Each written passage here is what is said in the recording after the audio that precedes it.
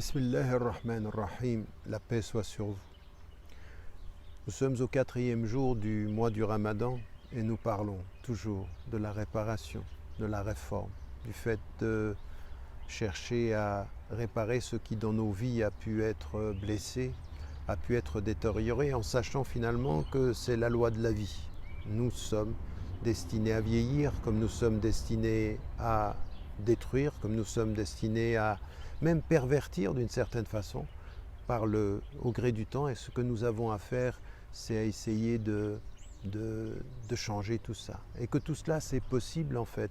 Que rien n'est impossible dans notre vie et que rien n'est impossible dans notre cheminement spirituel. Il y a dans ce que nous retrouvons dans le Coran et dans d'ailleurs toutes les spiritualités, et l'islam ne fait pas exception, quelque chose qui est essentiel dans le chemin de la vie, que nous avons souvent minimisé et qui est pourtant un fondement de notre être. Et c'est notre enfance en fait, c'est notre héritage.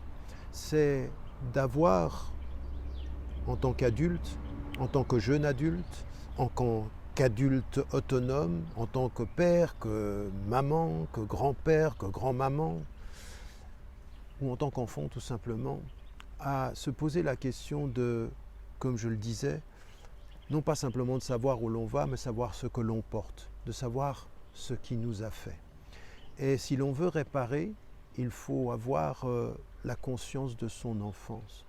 Quand vous vous retournez et que vous lisez la vie du prophète, alayhi salam, pourquoi est-il si important de savoir qu'il fut orphelin? Qu'il fut orphelin de père, puis qu'il le fut complètement. Pourquoi est-il important de savoir qu'Abraham, avant lui, s'est retrouvé en face d'un père qui s'opposait à sa foi?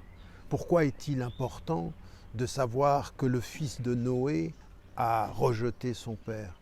Parce que ce moment de la vie, il est le premier moment où l'innocence se perd, où les blessures se vivent, où les séparations s'ancrent, où les difficultés de la construction de soi vont arriver. Et si l'on veut se réparer, il faut savoir vraiment ce qui nous a formés, et parfois même déformés, ou qui nous a blessés, ou qui nous a parfois protégés.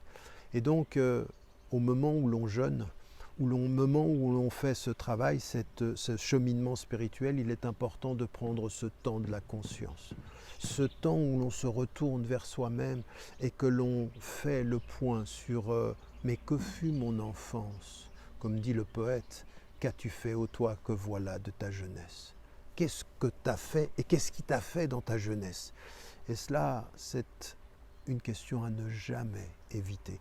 Non pas pour s'enfermer dans sa jeunesse qui justifierait tout, mais pour comprendre sa jeunesse, parce que nous sommes responsables de réparer ce qui parfois a été blessé ou a été cassé avec ou sans notre volonté.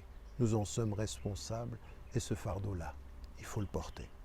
N'oubliez pas, n'oubliez jamais de dire à ceux que vous aimez que vous les aimez. La vie est fragile.